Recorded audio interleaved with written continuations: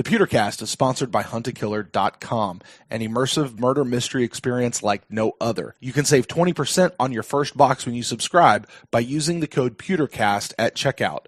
And we'd like to thank huntakiller.com for their support of the show.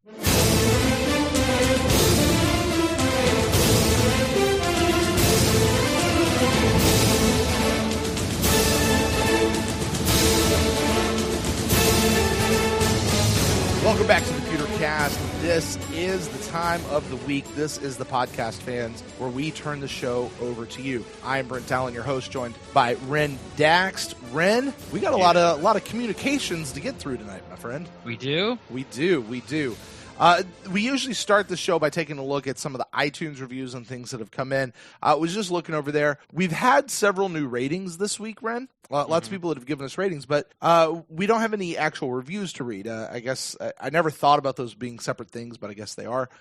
So thank you to everybody who has sent us ratings. They have all been 5 stars. So thank you for that. And reviews are always helpful. Reviews are nice. They make us feel good about ourselves and validate our existence, Ren. Yes. If you leave a rating and don't leave a review, I slip deeper into depression. Mm-hmm. It's kind of like what do you do for fairies to bring them back to life? In Peter Pan, you clap. Oh my God. Leaving reviews helps Ren come back to life. I cannot believe we're friends. The worst. Oh gosh. All right. So yeah, listen, guys, go over, leave us reviews on and make sure you clap. And make sure you clap, to help Ren feel better. But it's not iTunes anymore. It's Apple Podcasts. iTunes is dead. So Apple Podcasts, you guys go over there. Here's what happens. You guys leave us a review. Obviously, the 5-star kinds are always more preferred. It helps others find us as they're looking for Buccaneers-related content. And, oddly enough, Ren, in this 2-6 world that the Buccaneers find themselves in yet again for yet another season, there are still people out there looking for Buccaneers-related podcasts. So fools! So we'll keep putting it out there. So hey, if they leave a rating and don't leave a review, does that help the same? I don't know how they're weighted, so I can't say if it helps the same. I assume that they both help, but yeah, I would say, yeah, it definitely helps. So we'll take either one. Both is always nice. Just wondering. Yeah. All right. Well, we did get one other, I don't know if this is technically a review or not, but it kind of came in through the Podbean app, Ren. Ooh, all right. That's yeah, what I listen Podbean. To. Podbean's fun. Podbean, by the way, for anyone out there who is on it, Podbean is our second most utilized podcasting app. So it's me and somebody else? No, it's something like 92% of the people who listen to the Pewtercast listen to us on Apple Podcast. Right. But then it's like 7.5% of them listen to us on Podbean, and then the other 0.5% is spread across like all the other podcast players out there. So it's still a significant portion of our guys. But guy who says this was Jay Dimmer, it's just a bunch of letters, says absolutely love your pod, great analysis, reasonable and positive attitude. Keep up the great work. Thank you to Jay Durmiskopa. Yeah, that came from Facebook. Is that what you said? No, this is Podbean. Oh, I'm sorry. Podbean. Yes. Oh, thanks, Jay Hieroglyphics. I appreciate that. Yeah, we try to stay positive. And I was thinking about this. It's funny you bring it up. This is, my brain is so powerful. If I think about something enough, it just comes into existence. Like this happens all the time. Mm-hmm. I should be in a lab somewhere. Me and 7, or was it 11? 7? Well, what is Stranger 11. Things? 11. 11? Yeah. 11? Well, I'm 7. So, oh. yeah. 7, I'm older. No, it's not what I was doing. No clapping fairy joke. I was thinking like we used to always sort of like talk people down off the ledge. It felt like it was our job for years, during the cutter. And now this year I feel like I'm like some shows. I feel like I'm on the ledge, and I'm like, where are you guys? Like, come up here with me. Let's all jump together. Let's all jump together. No one's clapping for us now. I mean, come on. I mean, seriously. Like, what? Well, really, what's left? It's never really gotten that bad, but I feel I've been more critical or upset or frustrated instead of always trying to find, spin it like I worked for the Buccaneers. Yeah. No, but I think that, quite honestly, that is where we are this season. This is a season to be critical. This is a season where we have several players who are in contract years. Yep. And it's not just Jameis, although he certainly is the biggest one. But we've got yet another coaching change we're going through. We've got all these things going on, and this is not a year where we get to sit back and go, yeah, it's a new coaching staff. Give them some time to adjust. Placate. Let's all think about this logically and reasonably. No, we'll think about it logically and reasonably. I'm not saying we should be illogical or unreasonable, but the expectations for this year are different, and those expectations aren't being met. And so this is a year for criticism, but I don't want it to be the bad kind of criticism, Ren, where it's just everything sucks, everything you do is wrong, that kind of criticism. Like, I really want this to be a critical analysis of what's happening with our favorite team, that even though you and I are biased, we can still provide that. Yeah, and we always do. I just, like I said, I just feel like it's just been a little different this year. That's all. But yeah, you're right. I mean, there were so many things that we had to figure out, and like you said, Jameis was one, but Rojo was one, Kappa was one, OJ Howard was one. The 53 rookies in the secondary. Yeah, it was still. Yep. That was not even close to being. Well, it is being answered, just not the way we'd like it. Then you talk about Devin White and what's going to happen with the defensive line, and all those guys' contracts are up. It's like there's Villa, and I think that's it. I don't know if Golston's got another year left or not. Everyone's a free agent along the line. Maybe not Bo Allen, but all the starters are. So yeah, this is a big. maybe we're more at a salary cap crunch than we think. Well, we are. Yeah. We just have the money to fix it. Right. That's why we have. It's not that. Yeah, it's not like we have all this extra money. It's not we're not paying anybody. It's just that we're gonna. When the season ends, we're gonna have like 20 guys under contract. Right. Our list of potential free agents for the 2021 Pewtercast Award Free Agent of the Year is going to be rather long. I dare say. Yeah. So yeah. Well, thank you, Jimmer. One other one came into us through Podbean. This is more of a question, but it's in this deal. It says, love the podcast, but this is from Buckshot. Love the podcast, but do we have to hear the ringing phone too? Well, if you'd like to buy us some new software and send it to Brent, no, you don't. And volunteer to be our live engineer to produce this thing. Yeah. The short answer is, if we're going to do phone calls right now, then yeah. But look, here's the deal. It's annoying. I get it. Like, you're in the middle of a conversation, all of a sudden it's do-do-do-do-do-do-do. Do-do-do-do-do-do, and it's louder than like anything else. Like, I get it. I can't separate those sounds. Like, the way it works, the way we have everything pumping in. It's just that. But and I appreciate that you think that our setup's like a radio station. Yeah. I mean, we're Apple computers, like, but we're still in the garage. Right. We just made it look pretty. we're just two guys that are Buck fans, man, and we've slowly built this up with the fan base and like the different types of shows. And Brent was a sound guy, so he had most of the equipment, but this is the way it goes. And you're gonna get phone calls. Do I find it annoying? Yeah, but I'm not gonna give Brent the money to go buy the software. Well, and Brent's wife's not gonna let him go buy the software. Right. So step up to the plate. Whatever. What was his name? Buckshot. Okay. There you go. And that I should say, Ren. I have recently come across some new. It's not so much software, but a new way. Somebody leave the money? No. But it's stuff that's out there and available that would literally be us completely changing the the back end function of how we do things here at the Pewtercast. Yeah. How you and I connect, how we connect to other people, how people would call into the show. It wouldn't just be that phone number anymore. But it could seriously upgrade how we interact with each other. So, and how we interact with our fellow fans, particularly for the Instant Cast. So basically, we're learning that.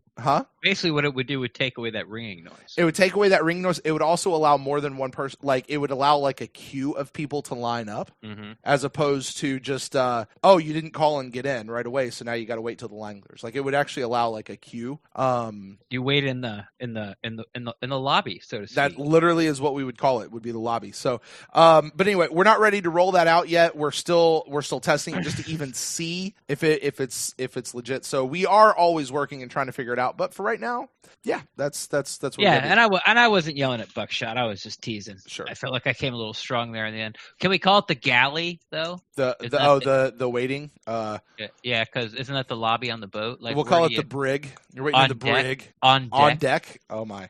People will be like, this is a football podcast, not a baseball podcast. Yes, but... Deck of the ship. Yeah, exactly. Exactly.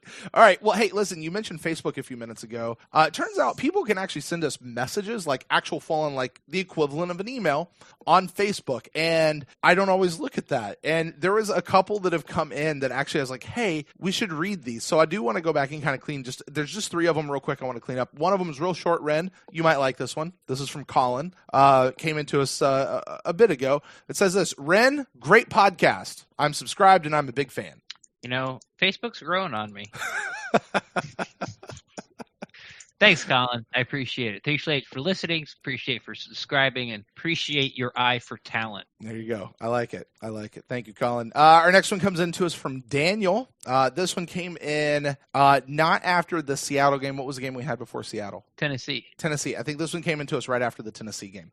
It said, hello, guys. It's Dan from the UK again. Due to the time difference, I'm unable to call in. So I became a Bucs fan in 2001 after catching a preseason game in Raymond James while on holiday. Wow. A preseason game makes you a fan. I like it. Well, I mean, you know, he was over here in the States on holiday. And I will say this. You want to go see an American football game? Sure.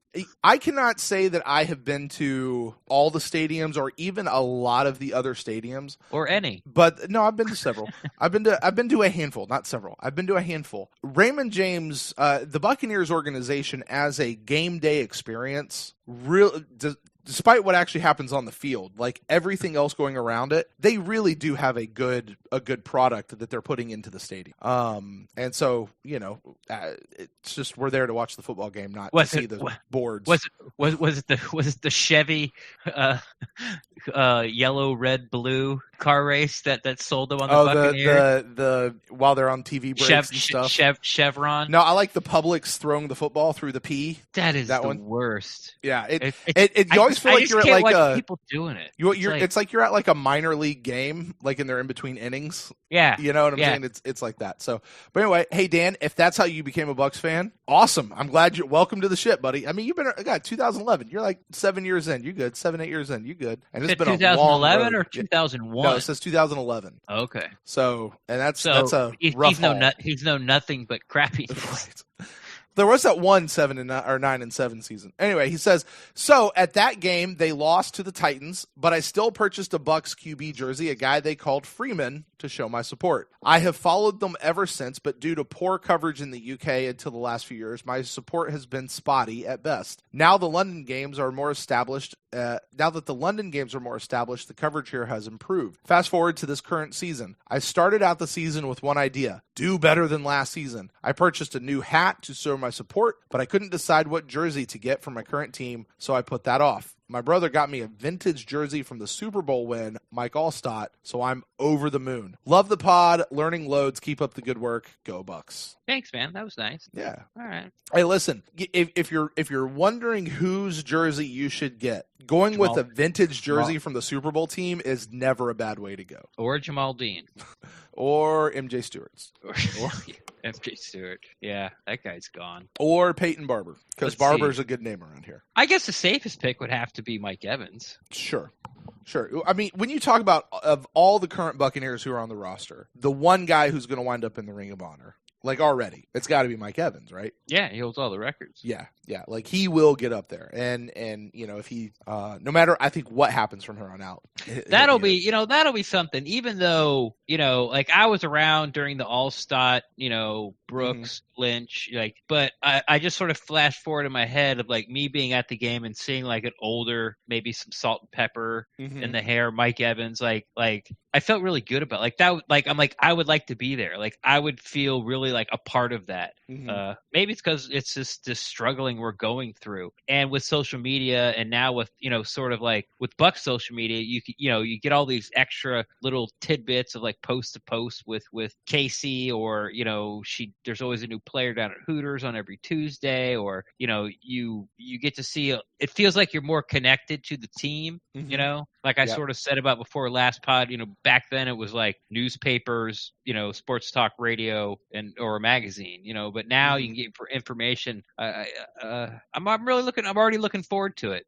Hopefully he just doesn't die and they have to give it to him posthumously. There you go. I like that. All right, Daniel, thank you so much for your message. And one more from Facebook that came in.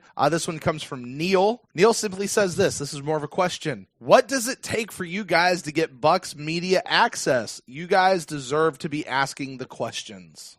I appreciate that. Sometimes yes, sometimes no. We got the most media access this year during training camp.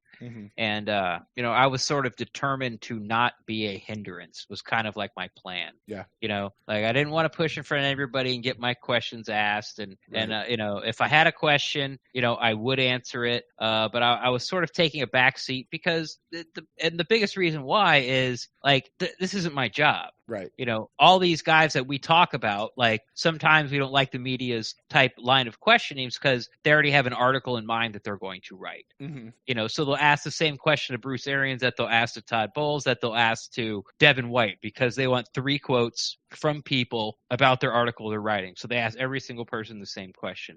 But I think they do a pretty good job. And it's such a balancing act because us as fans, we don't have it during the regular season. When the team starts to lose and we get frustrated and, you need, like Scott said, back on, our Tuesday's pod where he said like, I said I was going to ask Bruce Arians this question, but maybe I'm not because it's not fair. It's a balancing act because like you see these guys all the time. You don't want to sort of railroad them and be bullish about it, and because you still want these people to talk to you. And that's sort of a balancing act. And the question was, hey, Bruce, who's a better play caller, you or Byron Leftwich? And of course, BA is, and he goes, okay, well, why aren't you calling plays? Now, that's something a great question, by the way. Right, but it's also a very tricky question. And like Scott said, it's also a very unfair question, especially when you factor in what I came back with was, well, hey, I mean, they're scoring the most points they've ever scored before in their franchise history. I mean, obviously Byron's doing something right. Right. Even with all the turnovers and those 2 terrible games by Jameis, like they're still, they're still putting the ball in the end zone. And well, I mean, it makes you wonder, like everybody, and actually this is a great question. I haven't thought about it till this moment right now.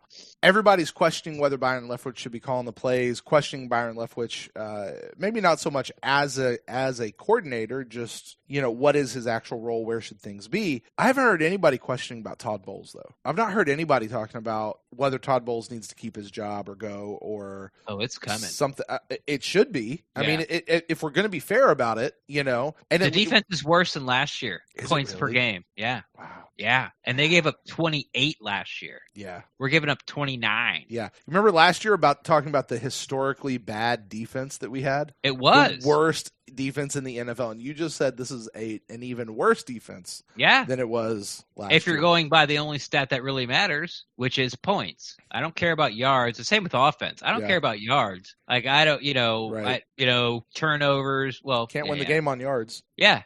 We saw that Washington game. Yeah, it's all about points. Like, you see all these things on Twitter and Facebook and stuff, and it's like, here's the top 5 offenses, and it like ranks them by yards. It's like, who cares? Who scores? Like, that's it. Who scores and who keeps from scoring? Those should be the only 2 ways you rank an offense and a defense, in my opinion. Like, because nothing else matters, man. Yeah. And we're the worst. That's ever. Yeah, I mean, it's that I think is a question that needs to start being asked. So, but he's that would got be a difference, though, Brent. That would be a difference between the way you and I would ask questions versus how people like Scott Reynolds and some other guys would ask questions. Because a lot of times they're asking it for something that they're doing. You and I would actually just be asking the questions to get we just want to know. There's answers we need. You know, I don't need a quote. Yeah. I don't need a quote. I need you to tell me what's happening. Right. Like what's going on? Like where is Justin Evans? Is he coming back this year at all? Right. Where's Justin Watson? Right. And it would be, and that's probably how a lot of those questions would come. It'd be questions that we would have here on the pod. We go, I don't know, I'm going to ask Bruce about that tomorrow. Yeah. You know. And then you got to figure out a way to ask it without, getting losing your credentials. Yes, exactly. Right.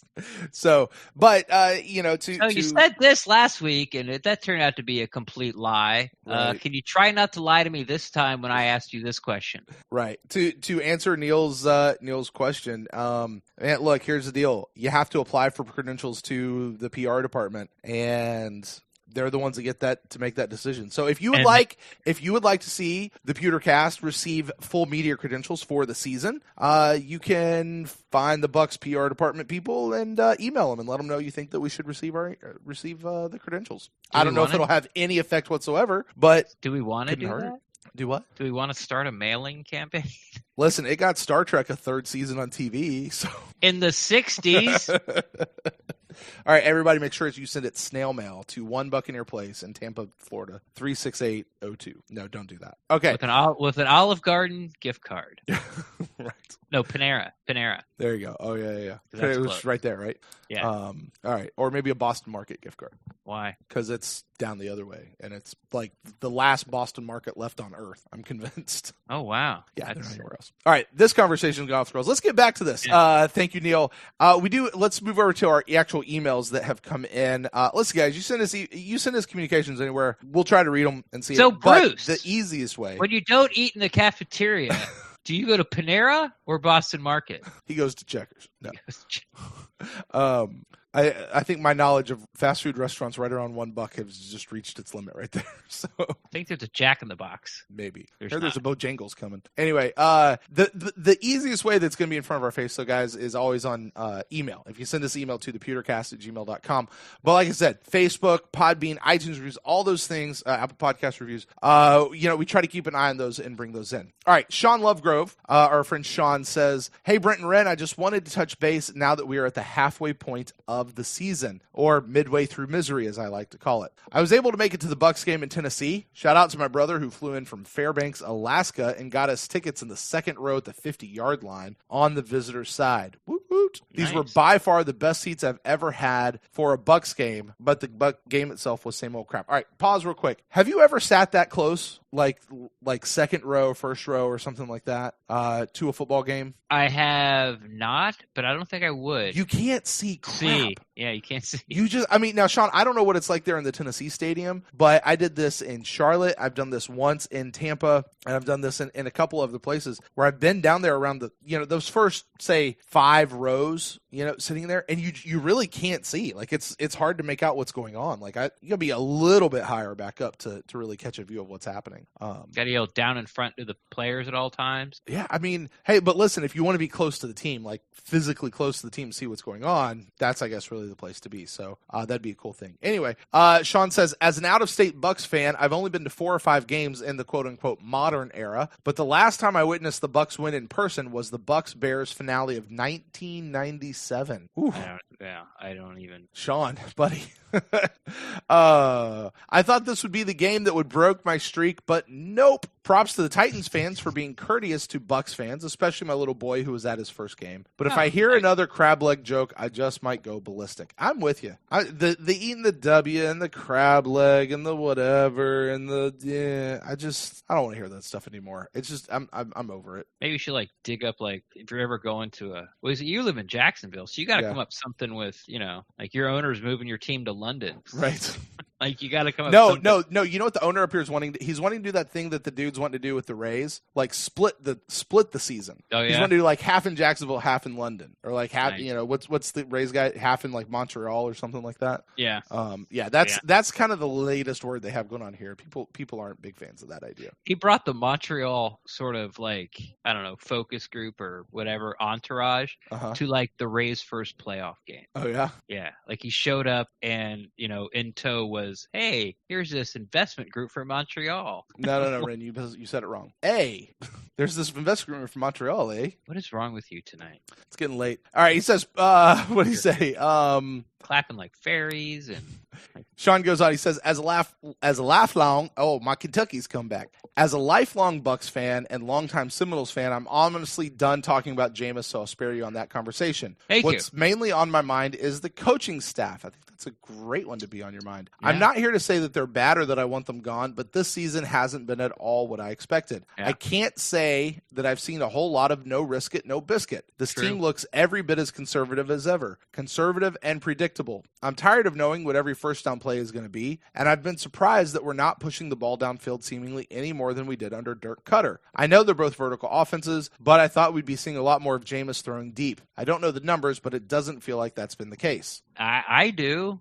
Yeah, I was going to say, Sean, I think this is one of those things where you may not feel like it is, but I don't know the numbers either. Yeah. Yeah, I mean, but we are. We're moving the ball. We're scoring just fine. And this is something that, and we have a cutter too. Yeah, this is something that we haven't talked about at all. Is like Jameis's deep ball. Like, it's excellent. Yeah, it's really good this year. Yeah, and it goes into the whole frustration thing of like, all these things that you've always picked on Jameis about. He's like improved and fixed. Except for them goddamn turnovers. But they're not all his fault, Ren. They're not. Yeah. And if he just had a defense and didn't have to play from behind all the day, okay. And here's the thing: we can't say he's been playing from behind, with the exception of like one game this year. And I mean, multiple scores behind. I'm not just saying one. Yeah, score but behind. He had to keep scoring. Well, that's because he's scoring. Like, right.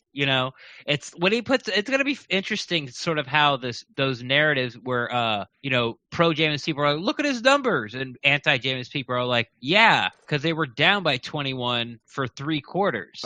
But it had, like you said, it hasn't happened this year. Right. But I mean, you look at they keep scoring. Yeah. And so, like you said, they might not be behind, but they're not. It's almost like they get way ahead too early. No. Okay. No. And Ren, I mean, I think you're gonna love where I'm going with this. And Sean, I'm sorry, I'm gonna ditch out of the rest of your email here because I want to have this conversation, Ren, where we're going here. Right. But yeah.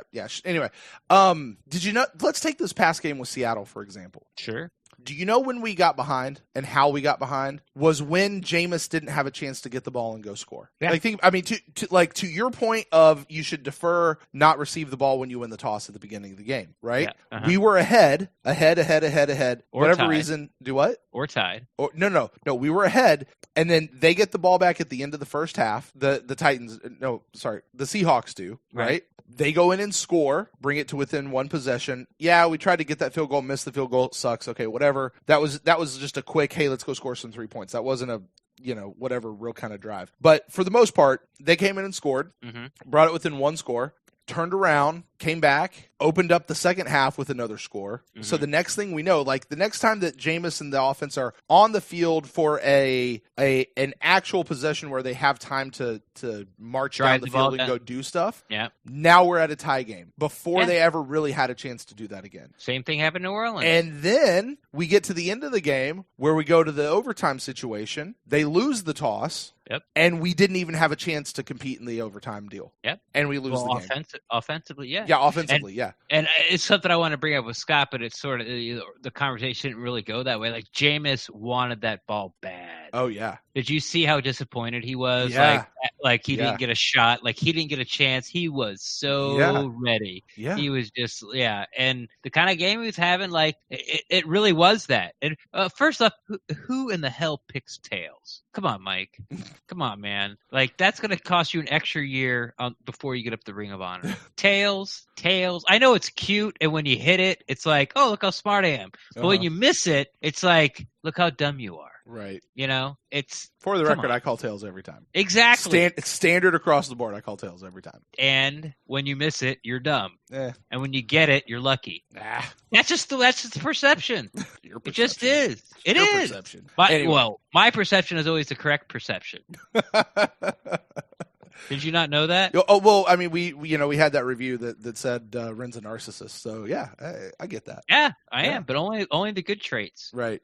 But anyway, I mean, but that being the point of you should defer, and the idea that Jameis really in the offense, as far as the number of points the offense is scoring, pushing the ball down the field with yards and all that kind of stuff, like, and we're doing the same thing now that we were under Cutter. Yeah, I mean, the team's not much different than we were last year. Let's face it. No. At least not from a numbers or from a execution standpoint. So kind of makes you. I think there's better play in the front seven. I agree. Like the stopping of the run game, yep. More of the constant pressure, mm-hmm. The other team having to, max pressure a lot. I'm really I'm obviously I've talked about it a couple of times, but I'm very happy about, we're really excited about Vive and Devin White. I just am. I think those guys are going to be phenomenal players. Mm-hmm. So that, like I said, I think that it's a different team. Like they're scoring different ways. They're running the ball. Mm-hmm. It's a more balanced offense, but they're still scoring, and they're not having to come from behind because they're scoring continuously.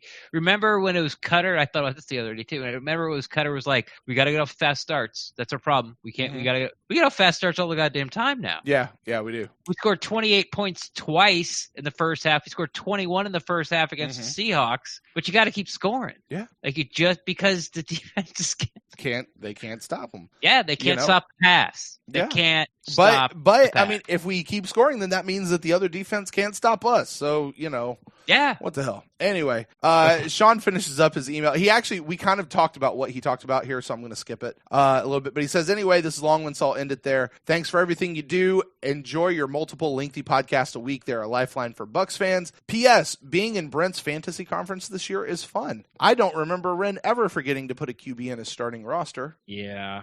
I should probably apologize to everybody for that. I haven't got any flack for it. I think one time I did on Twitter. Someone's like, "Hey, put it in a roster." I logged back on ESPN, and it's like my fantasy doesn't exist. Weird. Like I can't get into the league. It's not there. Yeah. And someone said, "Well, maybe it's a different." I only got one account. Mm-hmm. Like it's not like I have like 3 or 4 ESPN accounts, and my password's the same for everything on everything.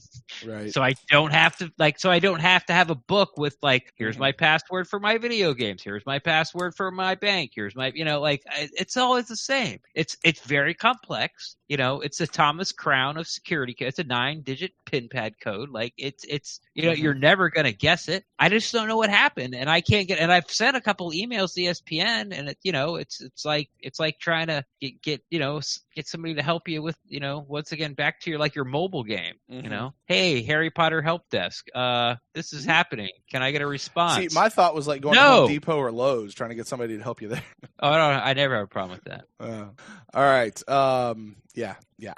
For the record, there was 1 week where like half my team went on a bye week at the exact same week, and I didn't update my roster that particular week. So I had like 3 players playing that particular week. I think I was playing Sean that particular week too. Like, I don't even know what my record is. Like wow. I was in it for like week 1, and that's it. Like and then week 2 goes up, I go to set my lineup, and like hey, somebody in the RFC, send us a screenshot of the standings. I'm just curious. I want to see where Ren is in your league. You know who's on my bench? Who's that? Russell Wilson. Oh, sad. And has been since day one.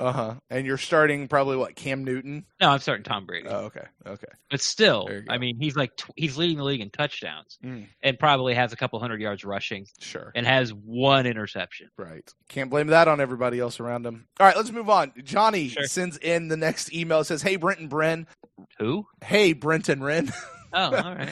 Tough overtime loss this week, but I wanted to hit on a few things I'm sure you'll talk about before you get to this email. While losing always sucks, we took a Super Bowl contender into overtime. It seemed like some of the pissed offedness from the Tennessee loss carried into Seattle, but beating the Hawks is always going to be a tall order. Anyway, in no particular order, here are some talking points you may have some insight on. Okay. Sue, I feel like his contribution to the team has been felt more than seen. He hardly makes any big plays, but at the same time, he's got to be a large contributor to the top run D in the league. My knee-jerk reaction says he's not doing much, but when I consider the run defense, I assume that success is at least partially his to claim. It's getting to the point, because I'm starting to see some crap out there. I think Peter Plank put something out there like Sue's stealing, you know? Yeah. Or, yeah, I know, but whatever. Yeah. It's something that, you know, I've seen other places too. It's kind of like, to be honest, like, you know, Sue's Gerald McCoy, except he stops to run, I guess. I don't know. Yeah. No, it's when you look at the numbers. Someone needs to ask Todd Bowles or Bruce Arians that question, like, how do you feel about Sue's performance halfway through? You know what I mean? Like, like, can you tell me what Sue's doing or not? Well, I mean, look, the underline to this is, are we getting anything different out of Sue than what we would have gotten with Gerald McCoy? No. That's really the underlying to this question, I think, for most people when they're looking at it. It's should we have just kept Gerald, or did we really do anything by bringing Sue in? And I think, well, one, we saved some money in the cap space, which we desperately needed this year. But two, I think Johnny hits it where he says his contribution is more felt than seen. Yeah, for sure. And there's something different about with this defensive line with Sue there than with Gerald there. And if you remove one and insert the other, and you keep Shaq Barrett, and you keep JPP coming back, and you keep Vita Vea in his sophomore year, and you keep Will Golston having a resurgence, and you keep all these other things, and you go, would Gerald McCoy have that same impact? And I just don't think he would. And I don't mean any disrespect to the man. I really don't. I just don't think he'd be having the same impact, because I do see Sue making plays. I see people running past Sue and him reaching out and grabbing them and stopping them, which is what we specifically didn't see Gerald doing much of. Yeah, at all. At all. Right. Yeah. I see Sue getting in on the plays. Now, he may be in on a dog pile, but he's at least in on the plays. He may not be getting all these sacks, but he's in on the plays where they're having to run people down. It's not what I would see Gerald doing a whole lot of. No, so, he's 3 yards in the backfield. Exactly. So, you're absolutely right, Johnny. The success that this run defense has had is partially his to claim, not solely, but I'd say a big part really does come from Sue. And who knows what else other impact he's having just as far as locker room stuff, right. You know. I love listening to him talk, man. I had no idea that he's like a genius, a certified Mensa genius. I didn't know that, but I didn't know he's I'm going to mess up the word, so it's going to make me sound dumb. I didn't know he spoke so eloquently. Right. Like, you know, like when he talks, he's got something to say, and he's thought about it, and he puts it in a way like, oh, well, yeah, that makes sense. And he speaks clearly. Yeah. Yeah. You know, it's not a bunch of hems and haws, and like, you know, you ask him a question, he's got an answer because he's already thought about it. Right. Johnny goes on, he says, Dare, I'd personally really like Dare. He has the same hunger that JPP has, and people aren't talking about it. It may be that he does a little too much when he gets the ball, but he's always going to give 1,000%, which is cool with me. Look, my thoughts on Dare are simply this. He's a fourth string running back or third string running. Like, he's the guy who shines when your second and third string guys get out there and they're playing other teams' second and third string guys. But he's not going to shine when he's going against the ones. So he's Chris Rogers. Yeah, it's enough to make the team, but he's not taking on. Yeah, the only reason he's on the team is because he's the best guy that in pass protection pickup. That's it. You know, when it's third and long, or it's one of those where, like in the Seattle game where, you know, we got 3 minutes to go, we got to put it in the end zone. He's going to be out there because they're not going to run the ball. Right. They're going to throw it, and he's going to pick up the blitz. He's going to do, and you saw him do it. Like, you know, oh, nobody's coming, I'll squirt out. Like the first play of that drive, we had to go down and score to tie it. He hit Dare, you know, who like looked, no one's there, squirted through the line, hit him, picked up like 7-8 yards, and you know, we ended up marching down and scoring. So yeah, that's what he does. And I thought that he would play a bigger role in the passing game as far as catching passes, because I really liked him in open space. He made people miss all the time at training camp, like every day. Like he'd make the first guy miss all the time. It seems he's getting a little better, but I still think when he's out there that he's definitely in the lower end of quote unquote third down backs and what they're supposed to do. Yeah, I agree. All right. He goes on. He says, Devin White, what a beast. I think that these last 2 games have been his best so far. He's improving quickly, especially considered that he missed a couple of games. Yeah, his arrow is trending straight up. Yeah.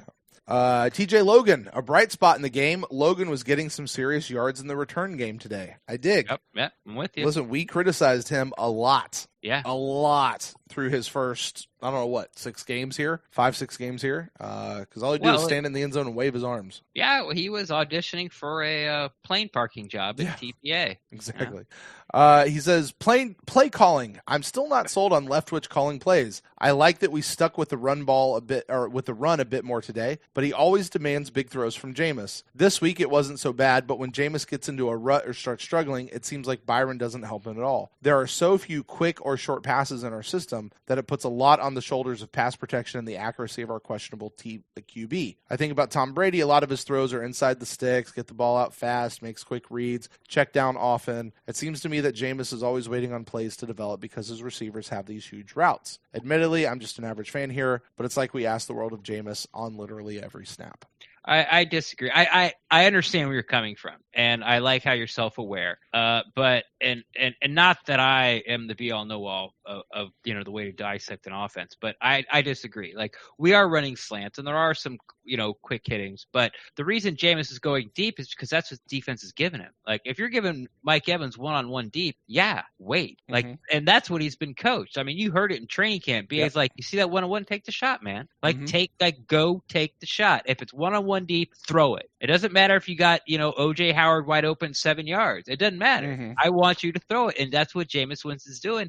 And he's doing well at it. The only criticism I have at all of the offense is I want them to run more screen passes, but it seems every time they do it, it gets blown up like 80% of the time. And Jameis has got to fire it away.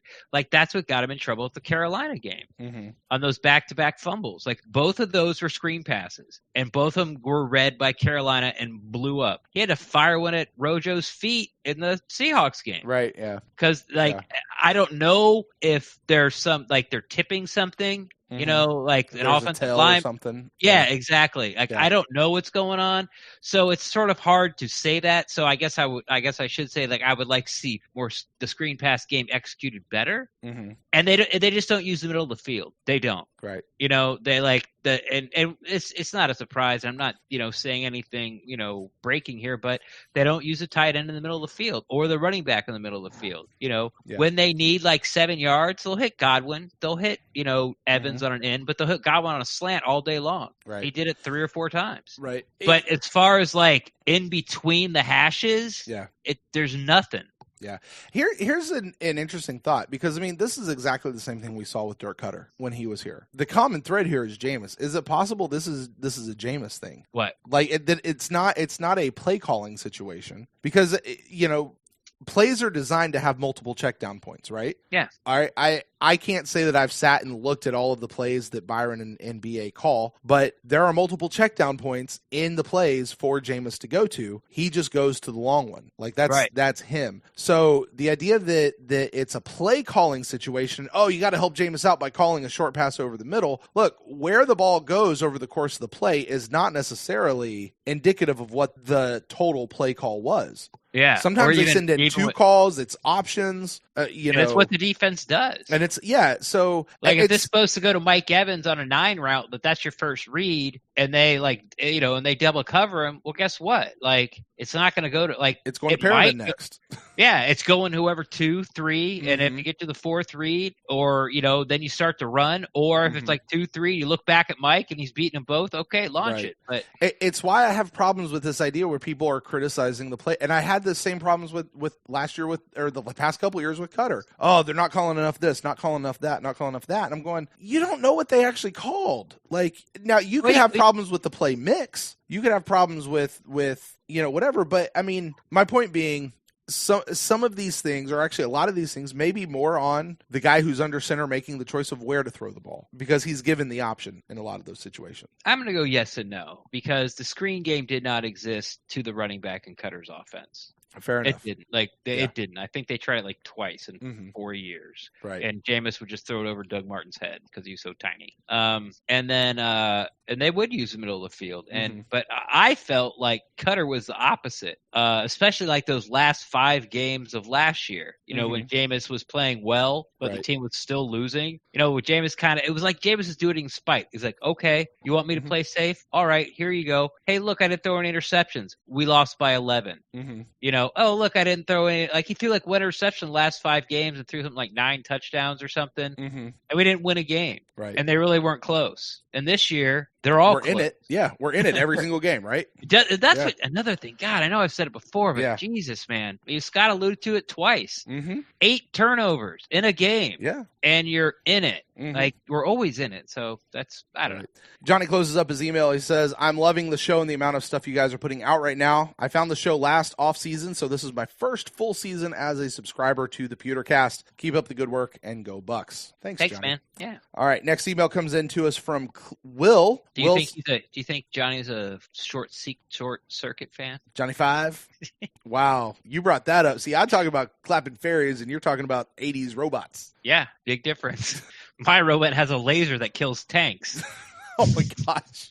Yeah, well, my Your what? fairy puts dust on people and makes them fly. All right, anyway. Yeah. Will grudgingly at best. Will writes in, he says, now then, lads, I'm not going to do this in an accent. Now then, lads, I wanted to get your opinion on something that has concerned me from the Seahawks game. We watched DK Metcalf abuse Jamal Dean play after play. Shouldn't Todd Bowles have done something to prevent Dean from being matched up on Metcalf time and time again? What do you guys think? Well, this was answered in our last pod. It was. By Scott Reynolds from PewterReport.com. So there you go. If you're a listener, you listen to that. I will quickly recap it. The Bucs wanted to put pressure on Russell Wilson, and that was the best way to beat him. It was very unfortunate that Charlton Davis got hurt. So I'm pretty sure that he was going to be the guy that was going to shadow Metcalf that was in there. Jamal Dean ended up being shadowed because Metcalf is huge. And he made Dean look small. And when you see Dean next to the other cornerbacks on the Bucs teams, he's huge. Right. So, it just was sort of unfortunate circumstance. The Bucs game plan was to blitz Russell Wilson, gives him the least amount of time as possible. That was going to leave one-on-one in the back. And, Russell Wilson had to do his job, and he did. And, after the game, I was upset about it too. Like, why not more zone? Why not double whoever's playing, whoever's Dean's playing, just double him. But they couldn't do that because they were using those extra guys to send to try to get to Russell Wilson. And, you can argue if it was good game plan, bad game plan, but since they didn't vary from it, it's really hard to kind of say that they would have done better if they just sent 4 all day long and sat in cover 2 and just, let Russell Wilson back there 5, 6, 7 seconds and do his thing. So yeah. I know that I often criticize Dirk Cutter. My God, we've talked about him so much over the course of tonight. I don't want to, but one of the things I criticized Dirk Cutter for was always just regardless of how bad a particular player was doing in their spot, he just expected them to do their job the next play. Right. Like no matter what. Doesn't matter. You can't do it. You should be able to. Right. So go do it. And you're my guy, so I'm going to trust you to do it. This would be a situation where I'm also sitting here going, Jamel Dean, I think I saw Greg Allman say, Jamel Dean before this game had 3 defensive snaps. Yeah. 3. Yeah. So this is his first game. He's in the NFL as a rookie. Well, you know how you get better? You know what you... Getting toasted for 3 touchdowns? You play. You play. And you learn more from failure a lot of times than you do from winning. I think Coach Arians says you learn more from almost losing than you do from blowing them out. So, I'm not saying that they should have just put Jamel Dean out there to say, all right, boy, go swim and learn, hope you do well. But if he is an NFL level cornerback, like if he's going to be out there to play, they need to let him go play, and you can't baby him the entire time. So maybe they could have done something. He does say, I concede that Bowles really doesn't have too many options to work with. Yeah. But it was concerning that we appeared to have no answer for DK Metcalf. Well, DK Metcalf's huge and he's a hell of a player. Like we also didn't have an answer for, who's their little guy who caught like 20, he got just as many passes as Evans did. Oh, Carson or or something like that? No, he was a running back. I can't remember this guy. There was like DJ Moore, DK Metcalf, and TJ Lockett. Oh, okay. Yeah, he caught a crap load of it. It didn't matter. Like, we could cover anybody. And when they threw to other people, like, I know, like, Hargraves, when they threw to Hargraves, their guy was open, too. Right. And I know sort of, MJ Stewart not MJ Stewart, I'm sorry. Sean Murphy Butting, SMB, has gotten the praise. They didn't throw at him. Right. They didn't. Like, he basically, like, won the best defensive back award by default. And that's the thing. You look up and you go, okay, Jamel, you're the quarterback, and you go, hey, Carlton Davis got hurt in warmups. Hey, look, there's the rookie over there. I'm just going to throw at him all day long. They do that. Like, we've heard them mic'd up say that. Hey, he's struggling, throwing at him all day long. I remember hearing Drew B say that, talking about VH3. We're throwing at him all day long. We're throwing at him all day long. So, they do that. As you should. All right, our next email comes into us from Chef Aaron. He says, hey, guys, it's been a while. I've been sick the last few weeks, and I've been having a recurring cough that would be unpleasant to listen to on the Instant Cast, but I'm finally on the rebound. I've been noticing you haven't called in, Aaron. I was thinking about that, too. He says, it's exhausting to be angry. Not that I missed him. I just noticed he wasn't there. There you go. Not going to help me on that? All right. No, I'm going to leave you out to dry on that one. Brent made me say that. Yeah, it's in the cue cards. He says, it's exhausting to be angry anymore. It's just expected. We can have one side dominate and the other side be MIA, or we can have the rare perfect play from both sides of the ball and still the outcome is the same and we take the L. I've been a Jameis Winston defender since he was drafted, and this year it's been the prove it year, but my eyes have become more open to the consistency issue as a result of week 1. I'm not blaming him for the loss on Sunday, and no one should, but consistency with turnovers is his biggest problem. In my opinion, I would tag Jameis Winston, as there's no quarterback going into the offseason that would be a better option, because to me, he hasn't shown he's worth even a 3-year deal. I would also make the offseason and draft about the trenches and the secondary again, and veterans more for the secondary and a few vets on the offensive and defensive lines. I know some Light supporters wouldn't agree with this, but Light hasn't shown that he can build a team for 6 seasons in a row. The only reason Light still has a job is because Arians, and you got to wonder how long Arians will be on the job, and that makes me think Light will drag down Arians, because I do not believe in Light going forward. I'm seriously concerned this could be a waste of another 2 years, as has been a complete waste. I hope I'm wrong, because I want nothing more than the best for our team, but it just feels like we're doing the same things over and over and expecting different results with players and coaching. Yeah. Well, we're going to have to probably go deep. You know who I want from the draft? And it's very early. There's this defensive tackle from Auburn who is just like a freaking tank. He's just. Oh, is he the guy who like picked somebody up and threw him into like the third row of the stands? I don't know. Probably. Isn't it? I think that's illegal. That might be a penalty. Yeah. Well, but I don't think he cared.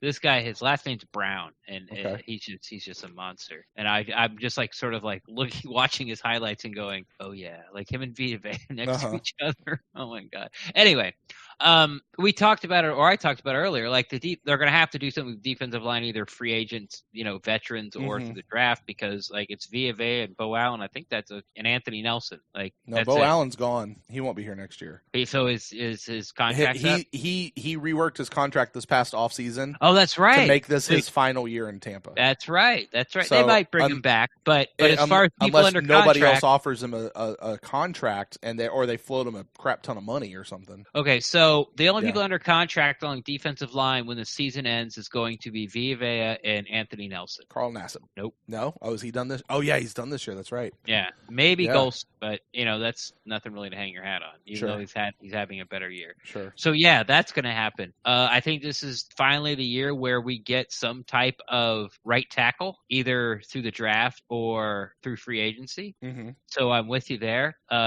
Maybe draft a guy in day 3, maybe an interior guy, for depth, or they got to build up the depth, along the offensive line. Rather do it in the tackle, but it's real hard to build depth and tackle through the draft. It's you just got to kind of fall into one in the early rounds. But I don't. It's as much as perplexing as I'm sort of wishy-washy on Jameis Winston coming back and saying I'm the same way with the secondary. Mm-hmm.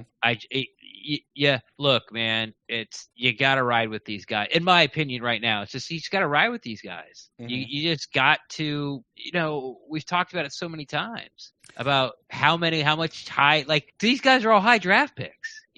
Like it's like that scene in Starship Troopers where Rico couldn't get, when Doogie Howser was doing the card thing, he kept like saying, okay, what's this card? And he was trying to think of it in his head. And he's like, statistically by now you should have gotten one at least. Right.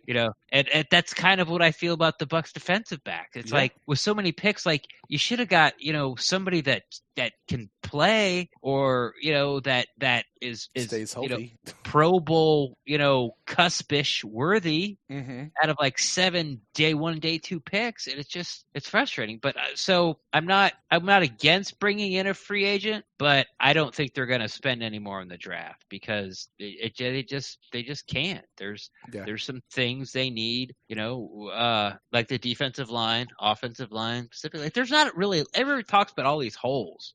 Like it's really like right tackle and then defensive line. Like they don't need linebackers. They don't need, you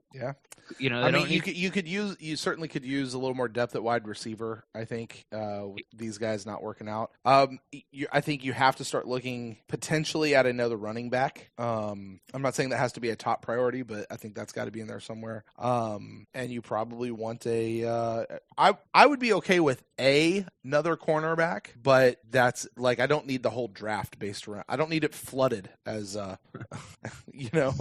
we have seen here recently. So, but do you want like day 1, day 2, which is rounds 1, 2, and 3, or are you looking? I would be okay with day 2. Yeah. Not day 1, not in cornerback. No. I'd be okay. First round. Yeah, I mean, unless it truly is like best player available and the difference is vast. You know what I mean? Like, yeah, I got you. Like if it's that, you remember like the way it was with OJ Howard. Now we all know how OJ Howard's kind of panned out, at least so far. Hasn't been much, but like when that falls into your lap. But that corner's there, like that Jalen Ramsey. Is like this guy's gonna be a star. Yeah, you got to take him. So yeah, so he does that. Now the only thing that I'm really gonna agree with Aaron about the Jameis Winston thing is it's the that's what's come up to highlight for me. Yeah. Yes, Jameis could take you and win you lots of games. Yes, Jameis is gonna lose you lots of games. It's the consistency issue. It's not one or the It's the turnovers. Yeah, it really is. It really is. All right. Next email comes into us from Chris. He says, "Hey, Peter, guys, I don't know what to say, and I'm not sure what Arians has to say with the secondary playing as lousy as they are. At some point, this team will have to score 40 points or more each week to win." Sounds familiar. He says, at best, they're going to finish 6-10, maybe not 7-9. I don't know. It'd be nice to fantasize them about winning out, and going 10-6. Probably not going to happen. Number one. It is nice to fantasize It's nice to fantasize about it. Yeah, we'll see. Agreed. Number one, Ren had this information and training camp was about all these crossing routes, and they have killed the secondary. It's true. Number two, look, I get it. Everyone says cheer for the name on the front of the jersey, not the one on the back. Hey, I say that a lot. However, if you're a Bucs fan, you want Jameis back next year. I'm not sure how much the Bucs can even control that at this point. Jameis could easily say he doesn't want to come back, and as easily as the Glazers saying we're moving on, and I think that would be a mistake for this franchise. As much as people want to blame Jameis, it really has been the defense. Since he's been here, that's held this team back. Yes, Jameis has lost some games with his interceptions. Last year, Cutter tried to prove that this team could win with any quarterback, and he failed. And Fitzpatrick failed. You can't expect your offense to score 40 points a game consistently, to have to score 40 points a game to consistently win. But that's where we're at. This defense every week is going to give up 30-plus points. Bowles has a better chance of dropping 8 in coverage and rushing 3 just to give his defense a fighting chance. Possibly. It's hard to find a quarterback in this league. Look at Denver. They have failed on 6 quarterbacks over the years. That's a good point. It is. That's a real good point. I mean, how many quarterbacks have the Browns failed? And if you take this year as an example, it looks like they failed again. So, geez. The Bucs have one who can make every throw and push the ball down the field who gives us it is all on Sundays. Not many quarterbacks have those traits. This Sunday is one that sets this decision will be one that sets franchises back for years. And let's hope the Glazers make the right decision and keep Jameis. Hope the Bucs get the first home win of the season. Go Bucs, Chris from VA. Yep. Me too. I'd like to see a win live. been a while. When was the last time you saw a win? Did we win a home game last year? Yeah, we did. Did we? Yeah. Whichever one that one was, that'd be the last win that I saw. The last home win at Ray J was the last one I saw. Yeah. Isn't that sad? You can't even remember. I can't remember. Yeah. And we're halfway through the season. Yeah. I don't know. All right. Final email of the night comes into us from Gerald. Gerald says, "Hey, Peter, guys, I gave myself the 2 games after the bye for the Bucks to show me what this season is about, and they disappointed. No fan should expect or cheer for mediocrity, and there should be no moral victory for a loss. These losses have got to stop." Rant over. Once again, there seem to be some promising things that we can look forward to for the rest of the year and build on for the next year. Kappa looks good. White is a solid linebacker. And even though Dean got himself burned, it took a perfect dime pass to get the TD that he gave up. My final thought is this. Which one of the 3?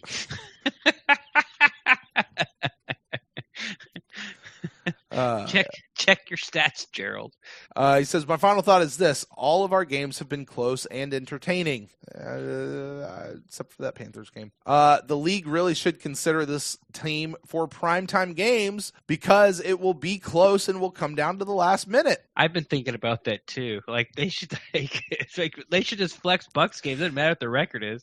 It's like yeah, they've only won 2 games, guys. They're like 2-11, but I'm telling you, it's gonna be a good game. So I gotta tell you, the last 2 games I have watched with people who are not Bucks fans. Yeah. People who, quite honestly, aren't really even football fans. Like, they were just over watching the game with me for whatever reason. And, like, the thing that they were most entertained about was, you know, they've heard all these things about how bad the Bucks are and where they're, and like they're watching the game, they're going, this is actually a good team. And they were most entertained at watching the Bucks implode and lose the game. Like, they were just laughing, you know, through it, like, watch it, here they go, they're going to lose it. They've had it the whole time, they're going to lose it. Watch it, here they go. So you're like, yeah, I know. Yeah, and I'm going, why don't you shut your mouth? Exactly. I was like, I know.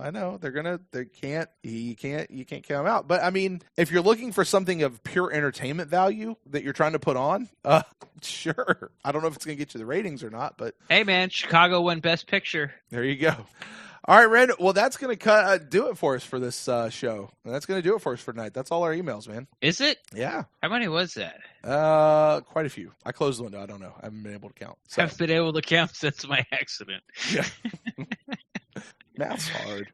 Anyway, to everyone who sent in emails or messages or reviews or questions or whatever, thanks. You guys make this show happen. If you guys would like to get in on a future show, you can do that. You always send us emails to thepewtercast@gmail.com or slide in our DMs collectively as a show at the Pewtercast, or slide in our private messages on Facebook. You can do that at facebook.com/thepewtercast, or leave us a review on Apple Podcasts or Podbean or Podcast Addict or, you know, any one of these other podcasting apps you may be listening to us on. And that's a way you can be a part of the show in the future. We're going to be back in here in just about 24 hours, maybe a little bit longer, for the Buck in the News show. Buck in the News show. Buck in the News show. We'll be talking about all the things that have happened this week regarding the Tampa Bay Buccaneers. This was the week. It was how it was this week. And that's how the cookie crumbles. You're the worst. No.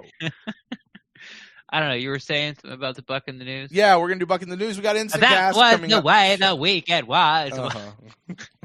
We got Instant Cast coming up on Sunday at night. You guys don't want to miss that. And then we'll start it all over again next week. So, Ren, with that, why don't you tell the folks where they can find you on the internets? I can't believe you defended that's how the cookie crumbles comment. And that's how the cookie crumbles. What is that from? Bruce Almighty. Okay. Not what I thought. Can't believe you didn't know. Bruce Almighty? Yeah. Yeah. Because he's trying to figure out like what his little thing is, and that's the way the cookie crumbles. Oh, yeah, when he was the Puff Piece newscaster. Yeah. Yeah. All right. For some reason I thought it was like from the Great Space Coaster. Yeah. No. Do you remember the Great Space Coaster? No. Or really? Yeah. It might be. You might be too young for that. Best place to find me is on Twitter. Quit looking at the time. At Rendax, REN_DAXT. I'm always down to talk Buccaneers football or sing early morning 80s cartoon themes. Silverhawk. Buck? Can you do Jim? No, that's a truly outrageous request, Brent. If you guys want to get in touch with me, you can find me at Brent Allen Live across all the social medias. And the show, once again, is at The Pewtercast on Twitter and on Facebook. ThePewtercast@gmail.com for the emails. Ren is about to get attacked by an orange cat. This is going to be really funny. I wish I had video for it. And until next time, guys, like I said, we'll be back real soon. We're on video. Yeah, but I'm not recording it. We'll talk to you guys then. This show way off the rails at this point. So if you're still listening, God bless you. And go. Congratulations, you sadist. Bucks.